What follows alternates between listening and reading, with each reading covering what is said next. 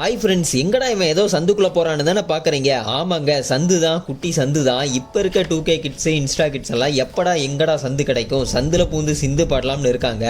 ஆனால் இங்கே நான் 90s கிட்ஸாக பிறந்துட்டேங்க.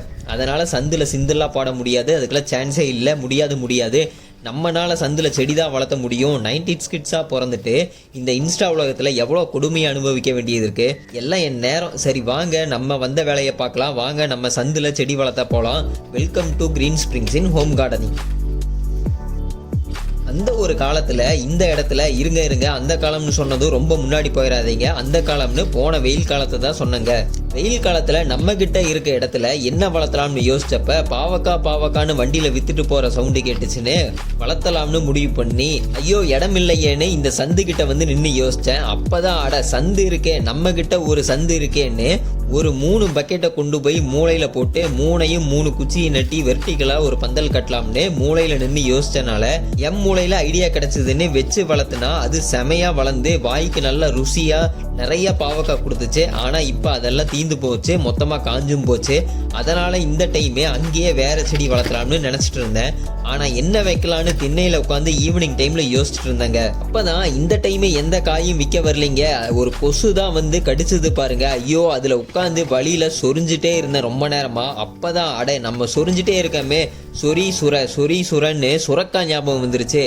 ஐடியா கொடுத்த கொசுக்கு நன்றி சொல்லலாம்னு பார்த்தேன். அந்த கொசு கடிச்ச ஸ்பீடில் நான் கொன்னுட்டேன் வேற. அதனால நன்றி சொல்ல முடியாதுன்னு ஒரு சாரியை சொல்லிட்டு வந்துட்டேன். நம்ம புதையல் டப்பால சுரக்காய் விதை இருக்கான்னு தேடினேன், அதுவும் கிடைச்சது. எடுத்துட்டு அப்பதான் ஒரு ஞாபகம். நிறைய பேர் கமெண்ட்ல வந்து கேட்குறீங்க எங்க விதை வாங்குறீங்கன்னு. நான் வந்து கோயம்புத்தூர்ல இருக்கிறேன். இங்க வந்து கொடிசியால வந்து வருஷத்துக்கு ஒரு டைம் அக்ரி இன்டெக்ஸ் எக்ஸ்போ வந்து போடுவாங்க. அந்த டைம்ல அங்க நிறைய கார்டனிங் அக்ரி சம்பந்தமான ஸ்டால்ஸ் எல்லாம் போடுவாங்க. அந்த டைம்ல எனக்கு வேணுங்கிற சீட்ஸ் எல்லாமே ஒன்னா பர்ச்சேஸ் பண்ணி வச்சுக்குவேன். இனி அடுத்த ஜூன்லயே ஜூலைலயே போடுவாங்க. அந்த டைம்ல வந்து நான் சொல்றேன், முன்னாடியே வந்து வீடியோ போடுற ட்ரை பண்றேன். இப்போ இங்கே இருக்க இந்த பக்கெட்டெல்லாம் எடுத்து அதில் வந்து ஓல்டு மண்ணெல்லாம் கொட்டிட்டு வேற மண்ணெல்லாம் கொட்டலாம்னு நினச்சி பக்கெட்டை போய் தூக்குனா உடையுதுங்க. எதுக்கு வம்பு, நீ அங்கேயே இரு, நானே வரேன்னு உன்னை தூக்காம அசைக்காம உள்ள இருக்க மண்ணை மட்டும் எடுத்துக்கிறேன். நீ மொத்தமாக உடஞ்சிட்டா புது பக்கெட்டெல்லாம் தேடி போய் வாங்க முடியாதுன்னு அதில் இருக்க மண்ணில் பாதி வந்து எடுத்துட்டு பக்கெட்டில் வந்து பாதி அளவுக்கு நான் எடுத்துட்டேன்.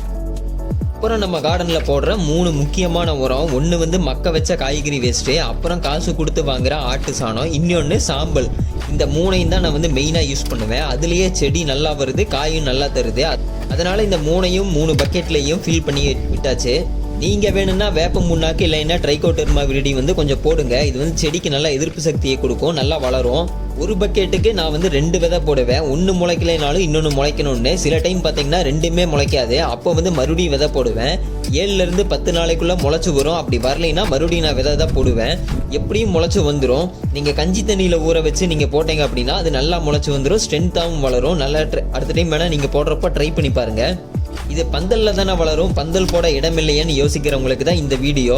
இங்கே பாருங்க, 2 காலை ஒன்றா வச்சு நிற்க முடியாமல் திரும்ப முடியாமல் இருக்க இந்த குட்டி இடத்துல தான் நான் வந்து வளர்த்துறேன் இந்த செடியை. இதுக்கு முன்னாடி இங்கே இப்படி தான் நான் வளர்த்திருந்தேன் பாவக்காயை. அது நல்லா வந்துருந்துச்சு. அதனால தான் இந்த டைம் இங்கே ட்ரை பண்ணுறேன். இந்த குட்டி இடமா இருந்தாலும் இந்த இடத்துல வெர்டிகலாக பந்தல் போட்டோம் அப்படின்னா அது சவுத்தா ஒட்டின பள்ளி மாதிரி வந்து நிற்கும். அதில் நல்லா படர்ந்து நமக்கு செடி நல்லா வந்து வளர ஆரம்பித்து காயும் கொடுக்க ஆரம்பிக்கும். ஆனால் கொஞ்சமாச்சு சன்லைட் கிடைக்கணும், அப்போ தான் நல்லா வளரும். பூ பூக்கணும்னாலும் கண்டிப்பாக சன்லைட் வேணும். பூச்சி கண்டிப்பாக வரும், ஏன்னா பூச்சி வராமல் செடி வளர்த்த முடியாது. அதுக்கு சாம்பல் தூவுனா போதும். இல்லைன்னா வந்து நீங்கள் கொஞ்சமாக மஞ்சள், வேப்ப இலை, மிளகாய் எல்லாம் அரைச்சி, என்னடா பூச்சி போக கேட்டால் சூனியம் வைக்கிற மாதிரி சொல்கிறேன்னு கேட்க தோணும் உங்களுக்கு. இது பூச்சிக்கு வைக்கிற சூனியம் தாங்க. இதெல்லாம் அரைச்சி கொஞ்சமாக தண்ணியில் போட்டு மிக்ஸ் பண்ணிவிட்டு லைட்டாக ஸ்ப்ரே பண்ணி விட்டிங்கன்னா இதோட காரம் தாங்க முடியாமல் பூச்சிலாம் இந்த பக்கம் தலை வச்சே பார்க்காது. செடியும் டேமேஜே இல்லாமல் நல்லா வளரும். கூடவே உங்களுக்கு ஆர்கானிக்காக வெஜிடபிள்ஸும் கிடைக்கும். அப்புறம் என்னங்க, உங்களுக்கு ஒரே ஜாலி தான். சுரக்காய் கூட்டு, சுரக்காய் பொரியல், சுரக்காய் சட்னின்னு இன்னும் என்னெல்லாம் இருக்குதோ அதெல்லாம் வச்சு சாப்பிடலாம். அதில் பாருங்க, உங்ககிட்ட பேசிட்டே இப்போ தண்ணி ஊற்றுற ஸ்டேஜுக்கு வந்துட்டேன். போட்ட எல்லா விதைக்கும் இப்போ நல்லா தண்ணி ஊற்றி கொடுத்தாச்சு. எப்படியும் 7லேருந்து 10 நாளைக்குள்ளே முளைச்சி வந்துடும். இனி இது வளர்றதுக்கு தான் நான் வந்து வெயிட்டிங்கு. விதை போட்டு 20 நாள் ஆச்சுங்க. இப்போ பாருங்கள் எப்படி சூப்பராக வந்திருக்குன்னு. நல்லா ஃப்ரெஷ்ஷாக இருக்குது. போட்ட 3 பக்கெட்லேயுமே வந்து முளைச்சி வந்திருக்குது. நீங்களும் உங்கள் வீட்டில் இந்த மாதிரி ட்ரை பண்ணி பாருங்கள், ஈஸியாக வளரும். இது கொஞ்சம் பெருசானதுக்கப்புறம் அடுத்த வீடியோ போடுறேன். அது வரைக்கும் டாட்டா, பாய் பாய்.